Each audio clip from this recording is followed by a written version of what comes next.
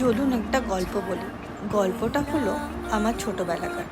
ছোটোবেলা থেকেই দাদুর বাড়িতে মানুষ, আর তার জন্য দিদার হাতের খুব সুন্দর রান্না খেয়ে খেয়ে মানুষ।